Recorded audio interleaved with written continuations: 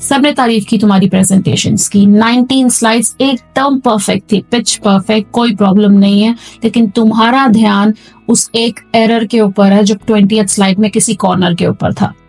4 line की email लिखने में तुम्हें कम से कम 1 घंटा लग जाता है, या शायद उससे भी ज्यादा, क्योंकि तुम्हें अभी तक परफेक्ट वर्डिंग नहीं मिल रही। हाँ ठीक है, चैट जीपीटी ने थोड़ी सी लाइफ इजी कर दी है, लेकिन तुम्हारी ओवरथिंकिंग ने बाकी जितने भी प्रोजेक्ट्स हैं उनको अटका के रखा हुआ है। क्यों? क्योंकि तुम्हें हर चीज परफेक्ट चाहिए। 10 प्रोजेक्ट्स को डिलीवर करने की बजाय 4 को डिलीवर कर पाती हो, क्योंकि तुम्हें सेटिस्फैक्शन नहीं मिल रही। तुम्हें लगता है कि अभी ये प्रोजेक्ट परफेक्ट नहीं है, और उसके चक्कर में रात रात तक काम कर रही हो। तुम्हारी जगह वो दूसरा कॉलीग कब का डिलीवर कर चुका, उसकी प्रेजेंटेशन उसने हफ्ते पहले ही खत्म कर दी थी, और इतनी कोई खास प्रेजेंटेशन दी नहीं थी उसने, लेकिन किसी को वो प्रॉब्लम नजर ही नहीं आई जो मुझे नजर आ रही थी, या किसी ने वो पॉइंट आउट ही नहीं किया। तुम्हें लगता है तुम परफेक्शनिस्ट हो, और उसके चक्कर में तुमने कितनी ही चीजें अटका रखी हैं, प्रोक्रास्टिनेट कर दिया, या कितने ही तुम्हारे सपनों ने दम तोड़ दिया है।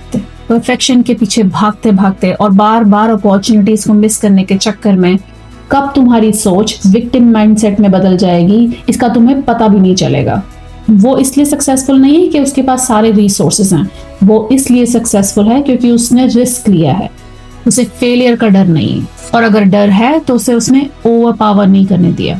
Now I am not saying lower your standards, all I am saying is change the vocabulary. Perfection की जगह प्रोग्रेस पे ध्यान दो, कल से थोड़ा आज बेहतर, बस इतने पे फोकस करो। कर दो ना शुरू वो प्रोजेक्ट जो तुम्हारे दिमाग में है बहुत टाइम से। क्या हो जाएगा ज्यादा से ज्यादा, मिस्टेक ही तो होगी।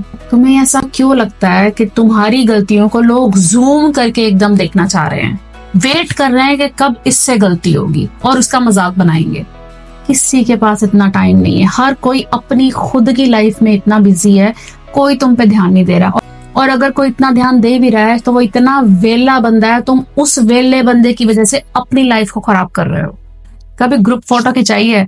तुम देख लेना, जितने भी लोग उस ग्रुप फोटो में हैं, जब भी वो फोटो को हाथ में लेंगे सबसे पहले अपनी फोटो को देखेंगे, और 90% ऑफ द टाइम सिर्फ अपनी फोटो को ही देख रहे होंगे। उसके बाद किसी का ध्यान जाएगा दूसरों की फोटोज पे, और उसके बाद भी इतना लेंस फोकस किसी का भी नहीं होगा। सब के सब अपनी लाइफ को बेटर करने में बिजी हैं। तुम कब शुरू करोगे? फेलियर होते हैं तो होने दो, फेलियर होंगे तो तुम सीखोगे क्या नेक्स्ट टाइम नहीं करना है, और रिस्क लोगी तो फेलियर भी होंगे, इट्स ओके।